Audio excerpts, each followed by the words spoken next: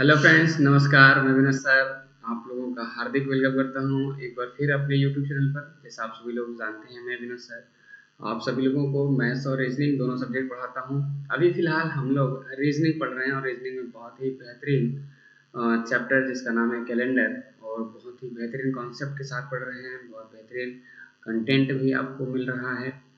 तो हम लोग अभी तक देखे थे कि कितने कॉन्सेप्ट होते हैं वो सारे देख लिए थे। क्वेश्चंस 10 नंबर तक जैसे आपको स्क्रीन पे दिख रहा है, यहाँ तक तो हम लोग देख लिए थे।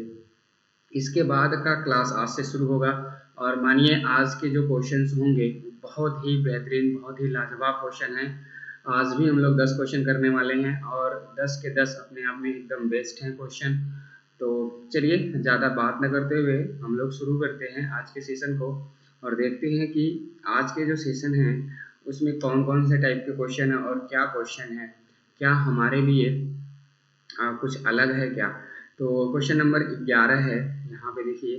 क्वेश्चन नंबर 11 को बहुत ठीक से समझने की बात है, बहुत ठीक से समझने की ज़रूरत है, क्योंकि ऐसे क्वेश्चन जब एग्ज़ाम में आ जाते हैं तो बच्चे वहाँ पे 70% के 60% बच्चे तो गलत करते ही करते हैं। अब देखिए, ये क्वेश्चन बहुत ही इजी लेवल का पूछा गया है, बहुत ही इजी लेवल का। क्वेश्चन नंबर 11 क्या है, दो क्रमिक लीप वर्ष के बीच अधिकतम अंतर क्या है। अधिकतम अंतर पूछा है। मेन बात यहाँ पे जो भी है ये इस अधिकतम से है, इस अधिकतम से है। अगर न्यूनतम पूछता, न्यूनतम तो सब बच्चों को पता है, सब बच्चों को पता है कि न्यूनतम, न्यूनतम अगर पूछता तो हम क्या करते, सीधा सीधा ये बोल देते, सर जी हर 4 वर्ष में, हर 4 वर्ष में एक लीप वर्ष आता है, हर 4 वर्ष में एक लीप वर्ष आता है, या हर चौथा वर्ष एक अधिवर्ष होता है, या हर चौथा वर्ष एक अधिवर्ष होता है। जब न्यूनतम पूछता तब, जब न्यूनतम पूछता तब हम बोल देते खट से आंसर। और बहुत सारे बच्चे इसी क्वेश्चन का भी आंसर 4 वर्ष मार करके चले आते हैं। मैं आपको बता दूं, यहाँ पे अधिकतम पूछा है तो अधिकतम का मतलब ये है सीधा सीधा कि कितना ज़्यादा हो सकता है अंतर। जैसे कि अगर हम बात करें, जब शताब्दी चेंज होती है तो वहाँ लीप वर्ष, हम लोगों को लीप वर्ष जानने से पहले ये जानना जरूरी होता है कि क्या वह लीप वर्ष जिसको हम क्रॉस कर रहे हैं वह लीप शताब्दी वर्ष है या नहीं। जैसे कि हम लोगों ने स्टार्टिंग में ही बेसिक फंडामेंटल में हम लोगों ने सीखा था कि लीप शताब्दी वर्ष कैसे निकालते हैं और लीप शताब्दी वर्ष कहते किसको हैं। तो अगर हम एक एग्जाम्पल दें आपको, तो जैसे मान लेते हैं कि यहाँ पे है 1996, 1996।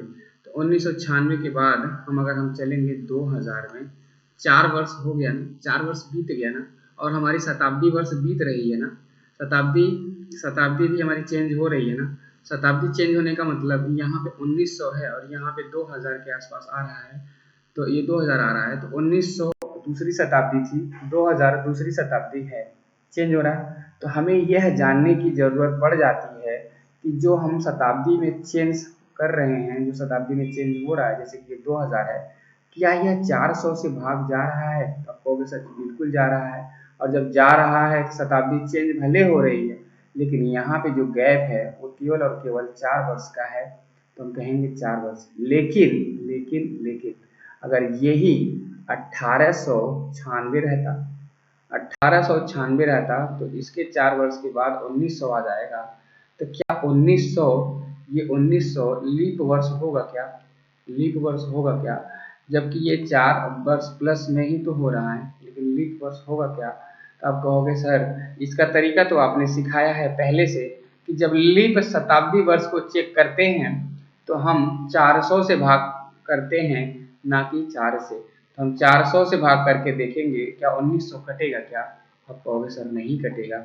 यानी हम कह सकते हैं कि 1900 लीप शताब्दी वर्ष नहीं होगा, यानी कि अब 1900 के आगे चलेंगे तो 1904 होगा, 1904 होगा। और ये अधिकतम हो गया 1896 से लेकर के 1904 के बीच में कितने वर्ष का गैप हो गया, अधिकतम 8 वर्ष का गैप हो गया।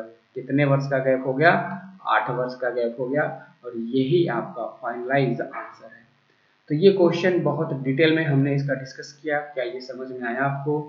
अगर आया तो लाइक ज़रूर करिए और ज़्यादा से ज़्यादा लोगों के बीच में शेयर करिए, ताकि सब लोग इजी वे में कैलेंडर सीख सकें। आज तक को कैलेंडर हम लोग टफ मतलब मान के आते रहे हैं, पढ़ते रहे हैं, रट्टा मार करके कुछ पॉइंट याद करके उसके थ्रू हम लोग इसका दिन निकालते रहे हैं। लेकिन अब हम लोग थोड़े अलग तरीके से पढ़ रहे हैं, ठीक है। चलिए अब हम चलते हैं क्वेश्चन नंबर 12 की तरफ। क्वेश्चन नंबर 12 क्या बोल रहा है, एक बार ध्यान दीजिए। क्वेश्चन नंबर 12 है कि साल में कौन से 2 महीने एक ही कैलेंडर के होते हैं। हम लोग इसमें भी बहुत ही बेहतरीन मतलब तरीके से समझने वाले हैं कि कैसे साल में कौन से 2 महीने एक कैलेंडर के हो सकते हैं। यानी कि एक कैलेंडर होने का मतलब कि एक समान हो सकते हैं। मतलब सीधा सीधा ये पूछने का है कि जो अक्टूबर है क्या दिसंबर महीने के समान होगा, और ये जो अप्रैल है ये क्या नवंबर महीने के समान होगा, ये क्या जून है ये अक्टूबर महीने के समान होगा, ये क्या अप्रैल है जो जुलाई के समान होगा। जो बच्चे ऑफलाइन में मुझसे पढ़ चुके हैं उनको तो ये क्वेश्चन का आंसर पहले से पता चल गया होगा कि कौन सा आंसर है।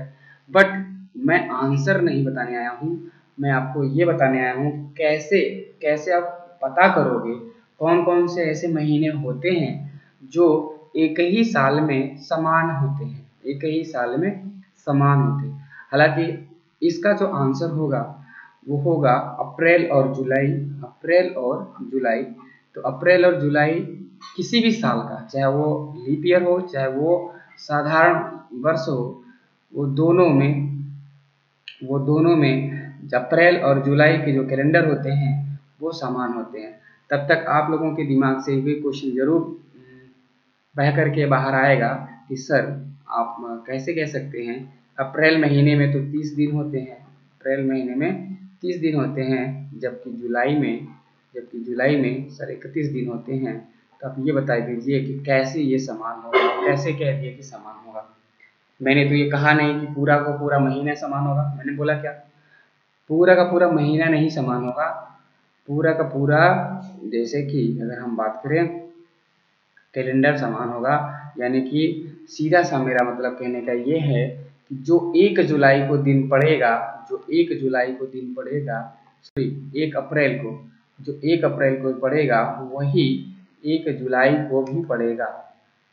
और कहाँ तक 30 अप्रैल तक, 30 अप्रैल तक जो दिन होगा वो 30 जुलाई तक होगा किसी भी कैलेंडर का। आपको ये बात नहीं अगर मालूम है तो आप कैलेंडर उठाओ, आपके कमरे में कैलेंडर होगा, आपके मतलब ओसारे में होगा या फिर बरामदे में होगा, कहीं पे भी होगा, आप उसको उठा करके देख लो, आप जाके एक नज़र डाल के कि जो दिन 1 अप्रैल को होगा वही 1 नवंबर को, सॉरी वही 1 जुलाई को भी होगा, चाहे कोई सा भी वर्ष हो, चाहे वो लीप ईयर हो, चाहे वो लीप ईयर हो, चाहे वो जनरल ईयर हो।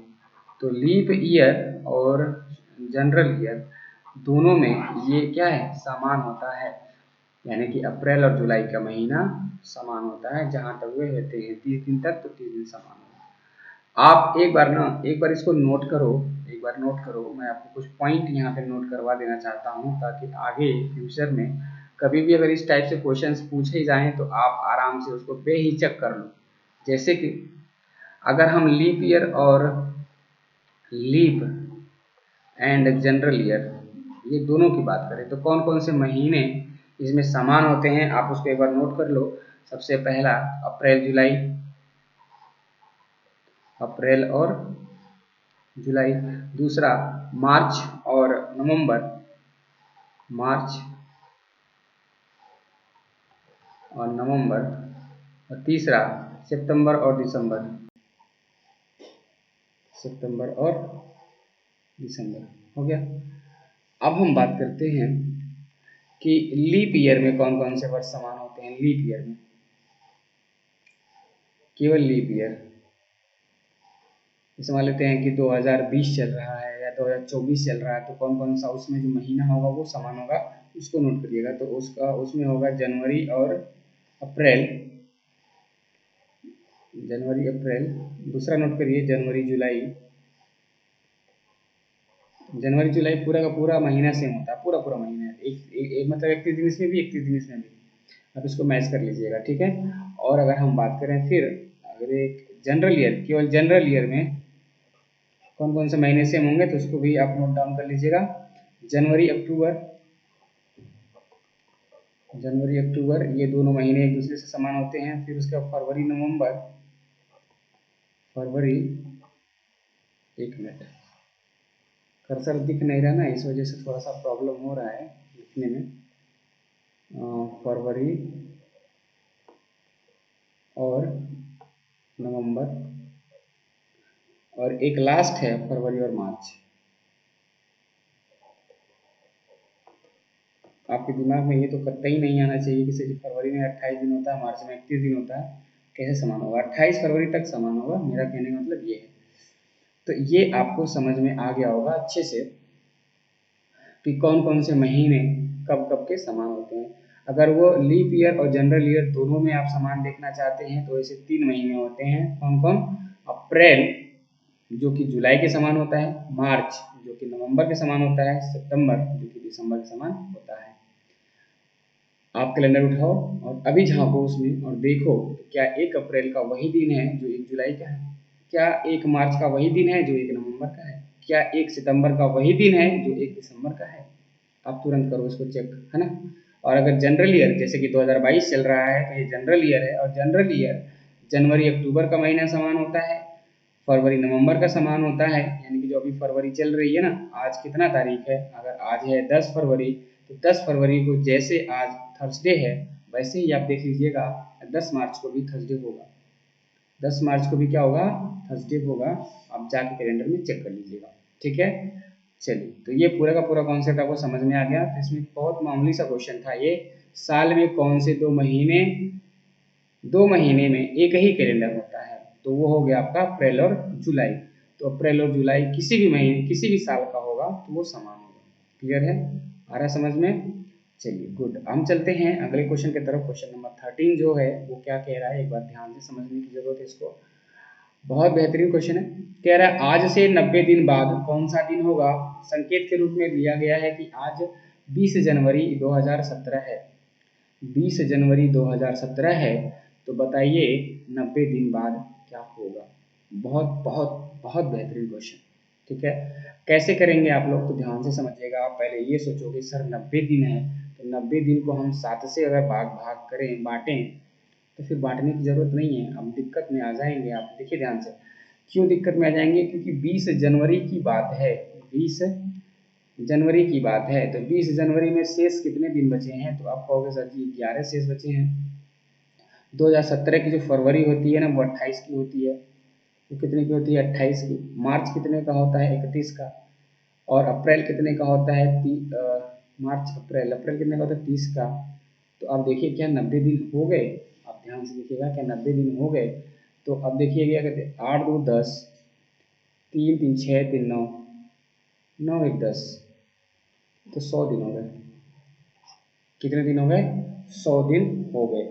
जब 100 दिन हो गए तो हमें तो 90 दिन ही जाना था, हमें 90 दिन ही जाना था।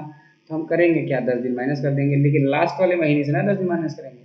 तो ये अप्रैल का था, 10 दिन माइनस करेंगे यानी कि 20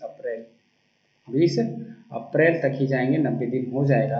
और हमें यही बताना था, और ये हमारा हो गया आंसर। बहुत बेहतरीन तरीका है ऐसे अगर आप करेंगे तो, ठीक है। चलिए, हालांकि इस क्वेश्चन में कुछ था नहीं, इस वजह से हम इसमें ज़्यादा देर तक रुकने वाले नहीं हैं। आपको समझ में नहीं आया होगा तो एक बार दोबारा रिवाइज करके देख लीजिएगा। हम लोग चलते हैं नेक्स्ट क्वेश्चन की तरफ, क्योंकि आज बहुत अच्छे अच्छे क्वेश्चंस भी हैं जिसमें हम लोग काफ़ी देर तक बात करने वाले हैं, समझने वाले हैं उस कॉन्सेप्ट को, ठीक है। अब ये क्वेश्चन आ गया, ध्यान दीजिए। अगर आज शनिवार है तो 350 दिन बाद कौन सा दिन होगा। जैसे मैंने आपको सिखाया था ना स्टार्टिंग में कि अगर 350 नहीं, अब कुछ भी हो, अगर वो 7 से पूरी तरह विभाजित कर जाता है यानी कि रिमाइंडर 0 आ जाता है, तो सेम वही दिन होता है। सिंपल सी बात, सेम वही दिन होता है। यानी कि ये शनिवार है, अगर आज शनिवार है तो 350 दिन में 350 दिन बाद भी शनिवार ही होगा। हम कहें 52 सप्ताह बाद भी शनिवार ही होगा, हम कहें 50 सप्ताह बाद भी शनिवार होगा, हम कहें 100 सप्ताह बाद भी शनिवार होगा, हम ये कहें 700 दिन बाद भी शनिवार होगा, हम ये कहें 7000 दिन बाद भी शनिवार होगा।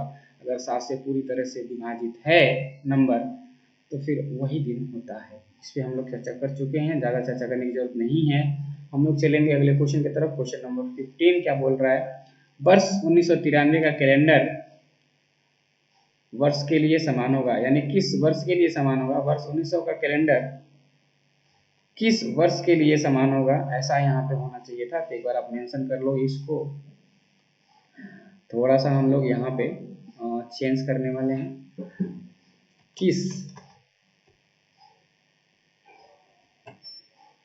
किस वर्ष के लिए समान होगा। ठीक है, अब सही है। वर्ष 1993 का कैलेंडर किस वर्ष के लिए समान होगा, अब आपको बताना है। तो मैंने आपसे ये बोला था जब कल बताया था इसके बारे में, इसका जो शॉर्टकट था वो क्या था, हम पहले ये चेक करेंगे कि ये वर्ष क्या है, ली+1 है कि ली+2 है कि ली+3 है कि ली+4 है, क्या है। ली+4 तो होता नहीं है, ली+3 तक ही होता है। तो ये लास्ट के 93 है। हम अगर 4 से डिवाइड करके देखेंगे तो एक शेष बच जाएगा। कितना शेष बच जाएगा, एक शेष जब बचेगा तो ये लीप+1 है, लीप+1 है, ये लीप+1 है। और लीप+1 में हमने क्या आपको बताया था, लीप+1 में हमने आपसे क्या कहा था, 6 11 11 होता है ना, ऐसे 6 हो जाएगा। ये 6 प्लस कर लीजिए, 93 में 6 प्लस करेंगे तो 99 होगा। और 1999 का कैलेंडर 1993 के कैलेंडर का सेम होगा। क्लियर है। अगर नहीं समझ में आ रहा तो मैं आपको कॉन्सेप्चुअल समझा देना चाहता हूँ, कॉन्सेप्ट से मैं बता देना चाहता हूँ कैसे हम लोग इसको कर सकते हैं। आप समझो, 1993 में शेष दिन कितने, आप कहोगे सर जी 1। 94 में कितने, कहोगे 1। 95 में कितने, 1। 96 में कितने, 2। क्यों, क्योंकि 96 आपका लीप वर्ष है। ठीक है। 97 में कितने, 1।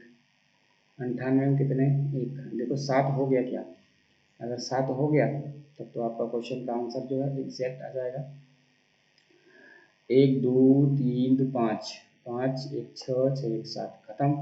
तो जिस वर्ष खत्म होता है वो वर्ष भी खत्म होता है। तो वर्ष का अगला जब अगला वर्ष आएगा तो वो आएगा 99, वो आएगा 99।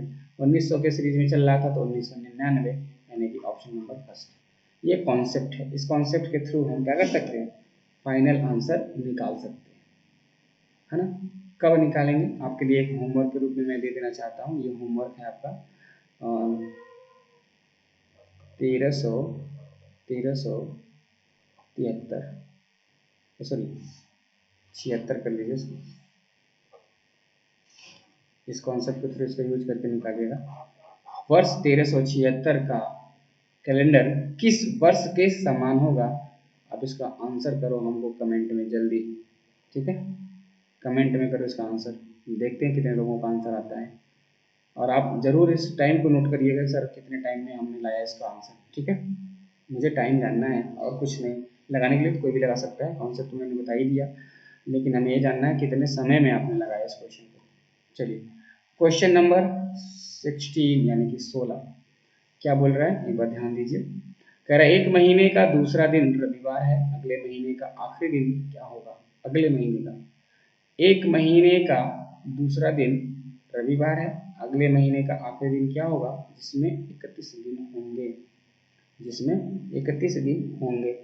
आप ये समझो, पहले ध्यान से देखिएगा, ध्यान से इस क्वेश्चन को समझिएगा कि इसके कहने का मतलब क्या है। 1 महीने का दूसरा दिन रविवार है, अगले महीने का आखिरी दिन क्या होगा, जिसमें 31 दिन है। तो 31 दिन, अब ध्यान से देखिए, ये 2 तरह का कंडीशन बन सकता है। हो सकता है कि ये महीना जुलाई का हो और ये महीना अगस्त का हो, तो दोनों में 31 हो सकते हैं, हो सकते हैं।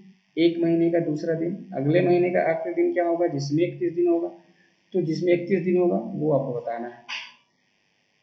तो हो सकता है हम जुलाई वाले भी महीने की बात कर रहे हैं, जुलाई में भी 31 दिन होते हैं और अगस्त में भी 31 दिन होते हैं, हम हो सकता है इसकी बात कर रहे हों। तो आप देखो कि यहाँ पे अगर हम 2 की बात कर लेंगे कि दूसरा दिन हमारा संडे है, दूसरा दिन संडे है, दूसरा दिन अगर संडे है, ध्यान दीजिएगा, तो आपका, और जो बात करें कि अगर तीसरा दिन क्या होगा, तो तीसरा दिन होगा सोमवार, सोमवार। हालांकि इसका ऑप्शन हमने बनाया है, ऑप्शन जानते हैं ये डी क्या था, ये डी ऑप्शन में ज्ञात नहीं कर सकते या निर्धारित नहीं कर सकते, ऐसे था, निर्धारित नहीं कर सकते। तो अगर ये वर्ष, सॉरी, अगर ये महीना क्लियर नहीं है तो हम सही बात है निर्धारित नहीं कर सकते, लेकिन हमने यहाँ पे सोमवार इसलिए लिख दिया कि आपको समझा सकते हैं हम आराम से। अगर हम जुलाई जुलाई लेंगे, जैसे कि हम ये मान लें कि अगर ये क्वेश्चन हूबहू यही पूछ देगा, तो इस क्वेश्चन का आंसर यहाँ पे सोमवार में ऑप्शन ना होकर के यहाँ पे होता can not determine, can not determine यानी कि CND होगा। ठीक है, निर्धारित नहीं किया जा सकता। लेकिन लेकिन लेकिन हमें आपको कुछ सिखाना था, कुछ समझाना था, इस वजह से हमने ऑप्शन को बदला ताकि आपको हम बहुत अच्छी तरह से यहाँ पे समझा सके। मैंने आपसे पहले ही बोल दिया था कि कुछ क्वेश्चन ऐसे हैं जिनको समझना आपके लिए बड़ा ज़रूरी है।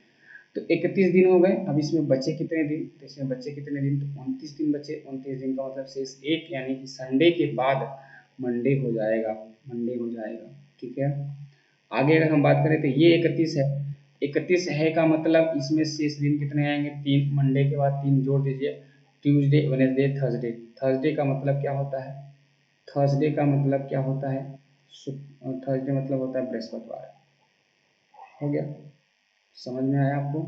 चलिए, लेकिन लेकिन लेकिन अगर ये जुलाई ना होकर के, जुलाई ना होकर के ये फरवरी होता तो, फरवरी होता तो, और वैसे कौन सा फरवरी होता जो 28 का होता या 29 का भी हो सकता है।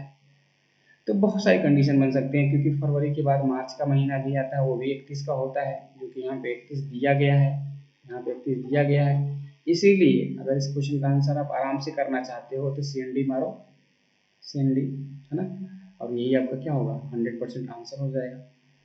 बाकी आप ऐसे करते रह जाओगे, जो मैंने आपको तरीका सिखाया इस तरीके से आप कर लोगे। ठीक है, क्वेश्चन नंबर 17 क्या बोल रहा है? क्वेश्चन नंबर 17 क्या कह रहा है? किस वर्ष में 366 दिन होंगे?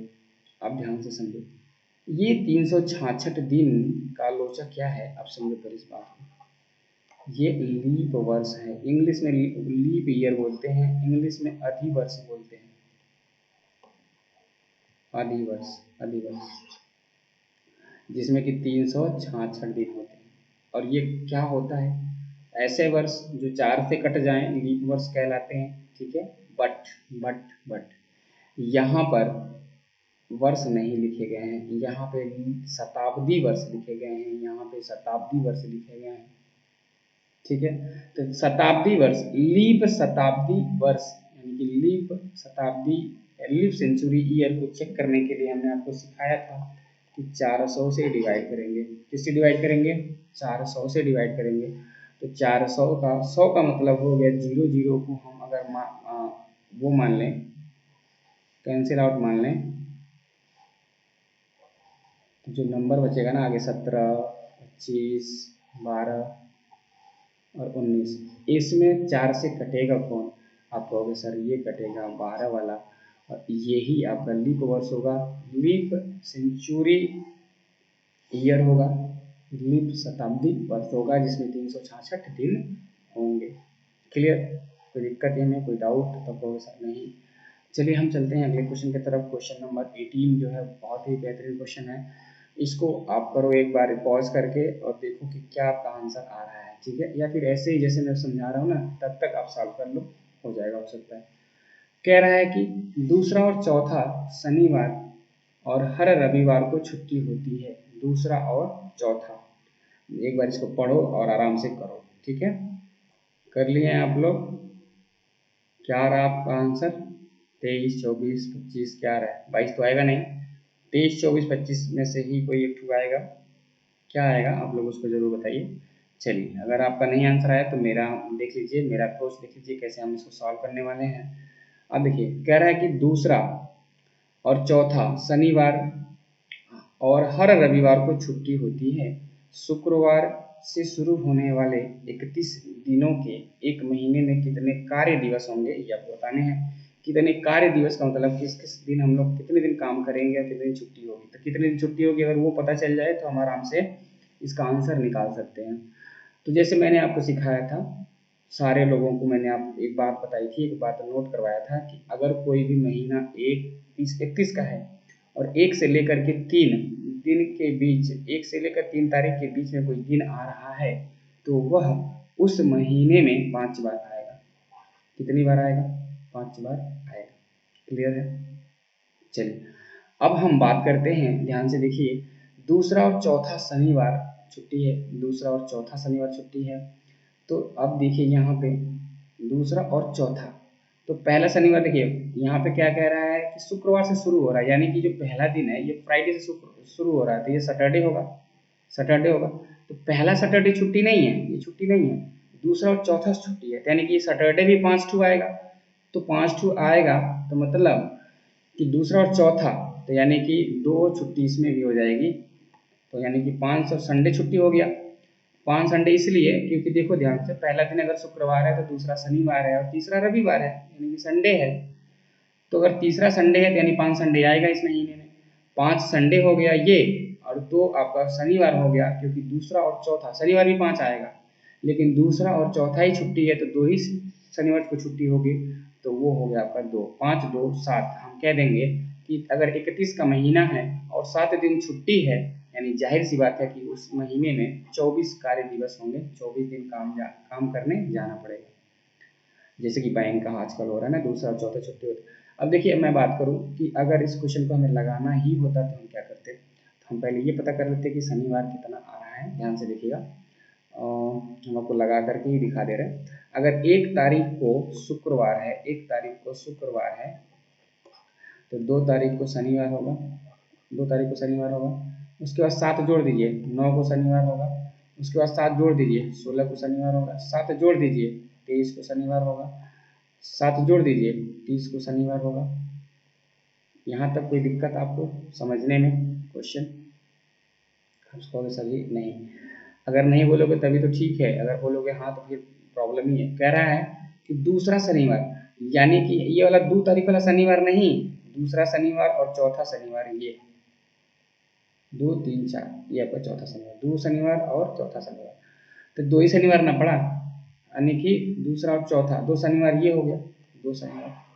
अब देखिए अगर 2 तारीख को, अगर 2 तारीख को आपका शनिवार है, आप कहोगे सर जी 3 तारीख को रविवार होगा, 3 तारीख को संडे होगा, 3 तारीख को संडे, 7 जोड़ दो, 10 को संडे, 10 में 7 जोड़ दो, 17 को संडे, 17 में 7 जोड़ दो, 24 को संडे, 24 में 7 जोड़ दो, 31 को संडे। संडे कितने हो गए? तो संडे कह रहा है ना, हर संडे को छुट्टी मनाई गई है, हर संडे को छुट्टी मनाई गई है। तो अब देख लो कितने हो रहे हैं, 2 3 4 5, यानी कुल टोटल 5 संडे और प्लस 2 सैटरडे, ये छुट्टी है, यानी कुल कितनी छुट्टी? 7। 31 में 7 छुट्टी, तो कार्य दिवस कितने? तो आप कहोगे सर जी तो बहुत आसान हो गया, फिर 24। क्लियर है? तो कुछ क्वेश्चंस हैं इसमें जिसमें हमने आपको टाइम दिया और बेहतरीन तरीके से आपको समझाने की कोशिश भी की। चलिए हम चल रहे हैं अगले क्वेश्चन की तरफ। क्वेश्चन नंबर 19 क्या बोल रहा है, ध्यान से देखिएगा, बहुत ही बेहतरीन क्वेश्चन। एक साल में 6 मार्च 9 बजे होली का आनंद लिया गया, होली का आनंद लिया गया। अब ये जो 9 बजे है ना, तो ये जब 9 बजे केवल लिखा है तो आप समझिएगा ये सुबह की बात कर रहा है, क्योंकि जब रात की बात करेगा या तो 24 प्लस करके लिखेगा, या फिर सॉरी 12 प्लस करके लिखेगा, 24 घंटा वाला लिखेगा साइन, या फिर रात या AM PM मतलब PM लिखेगा। लेकिन जब कुछ ना लिखे तो समझ लीजिए दिन है, वैसे भी लिखना तो चाहिए इसको, 6 मार्च 9 AM लिखना चाहिए था, 9 बजे भरसक ये 9 बजे होली मनाई गई। होली तो दिन में ही मनाई जाती है, स्वाभाविक सी बात है, रात में कोई होली मनाएगा नहीं, है ना? आप लोग मनाते हैं क्या रात में होली? नहीं ना, तो ये दिन की ही बात हो रही है। तो 9 बजे दिन से, अब ध्यान से समझोगा, 9 बजे दिन से 8 बजे रात तक, 8 बजे रात तक, तो 9 बजे दिन से 8 बजे रात तक, यानी कि 9 बजे दिन से 9 बजे रात तक अगर हम बात करें तो टोटल 12 घंटा होता है, लेकिन 8 बजे तक बात करेंगे तो 11 घंटा होगा। कितना घंटा होगा? 11 घंटा, ये नहीं होगा और ये होगा। क्लियर? ठीक है।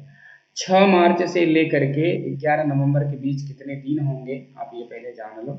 6 मार्च से लेकर 11 नवंबर के बीच, तो 6 मार्च बीत चुका है, यानी कि इसमें दिन कितने होंगे? अब 25 6 31, 31 का महीना होता है। मार्च के बाद अप्रैल 30, अप्रैल के बाद मई, मई के बाद जून, जून के बाद जुलाई, जुलाई के बाद अगस्त, अगस्त के बाद सितंबर, सितंबर के बाद अक्टूबर, अक्टूबर के बाद नवंबर, अब वो भी नवंबर कितना? 11। यही लिख देते हैं ऊपर। अब सबको जोड़ दो, सबको क्या करो? जोड़ो, जोड़ो, देखो कितना हो रहा है। 6 6 1 7, 7 1 8, 8 1 9, 9 1 10, 10 को यहाँ पे लिख देते हैं बगल में, सुनना, आगे चलिए।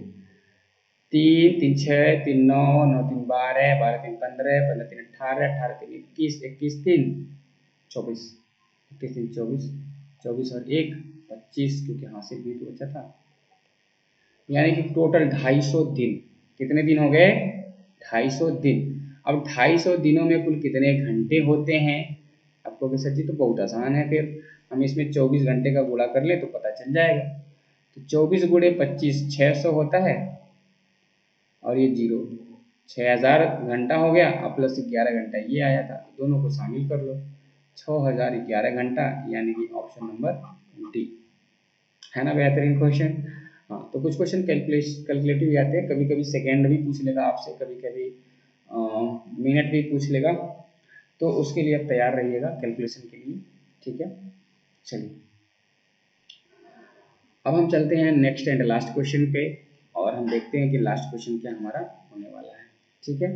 अगर आप लोग कहोगे तो इसके बाद भी एक सेशन हम लोग कर लिया जाएगा इसका, कैलेंडर का, नहीं तो फिर हमारे हिसाब से इसको कंप्लीट करते हैं, फिर शुरुआत करेंगे हम लोग एक नए चैप्टर की और नए मतलब क्लास की, ठीक है। चलिए आज ये 20वां क्वेश्चन, इसको देख लीजिए क्या है, बहुत ही बेहतरीन क्वेश्चन है ये भी। अगर कोई दिन 24 के बजाय 30 घंटे का हो, क्या बात है, ऐसा हो सकता है क्या कभी? लेकिन क्वेश्चन है ना, क्वेश्चन में कुछ भी दे सकता है कंडीशनल करके। अगर कोई दिन 24 के बजाय 30 घंटे का हो और एक सप्ताह के बजाय 12 दिनों का हो, लेकिन एक वर्ष में अभी भी समान घंटे हों, तो एक साल में कितने सप्ताह होंगे?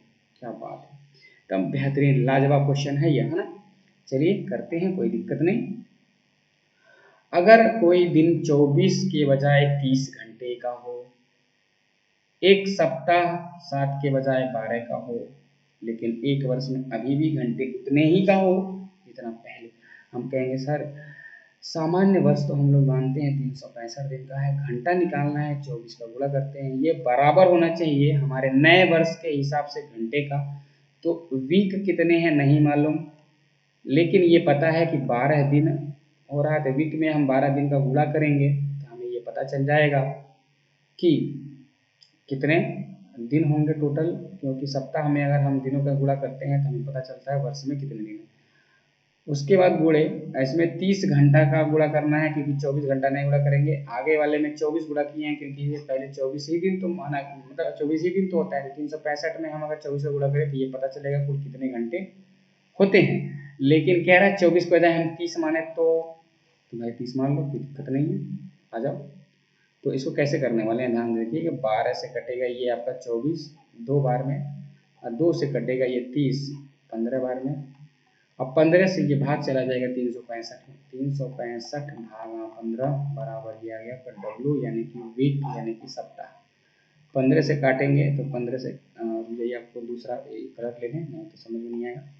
ठीक है, 15 से काटे तो 15 से कटेगा 15 दूना 30, बचेगा 6 65 हो गया, 15 चौके 60, बचेगा कितना, 15 चौके 60 बचेगा कितना 5, 50, 15 तिया 45, 24.3 के आसपास आ रहा है लगभग, तो ऑप्शन में दे रखा है ऑप्शन नंबर डी, और यही आपका क्या है सही जवाब है। हालांकि क्वेश्चन किसी भी तरीके से पूछ सकता है, कोई वो नहीं है, हम एग्जामिनर के मुंह पे तो ऐसा कुछ मार नहीं सकते हैं कि आप ये मत पूछिए, आप ये पूछिए, है ना, उनके रिगार्डिंग तो चलेंगे नहीं।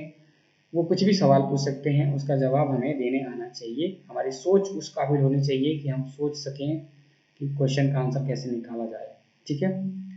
तो आज के लिए बस इतना ही रखते हैं हम लोग, और इस क्वेश्चन इस मतलब क्लास को, इस सेशन को आप ज़्यादा से ज़्यादा लाइक करो और शेयर करो सबके बीच में, स्टेटस पे लगाओ, और अपने मतलब जितने भी ग्रुप्स वगैरह हैं सब में भेजो इसको, और बताओ कि देखो कैलेंडर हम लोग इस तरीके से पढ़ सकते हैं, ठीक है। आज के लिए इतना ही रखते हैं, फिर मिलेंगे हम लोग नेक्स्ट क्लास में, नेक्स्ट सेशन में, नेक्स्ट टॉपिक के साथ। तब तक के लिए बाय बाय, टेक केयर, आप लोग अपना बहुत बहुत ख्याल रखिए।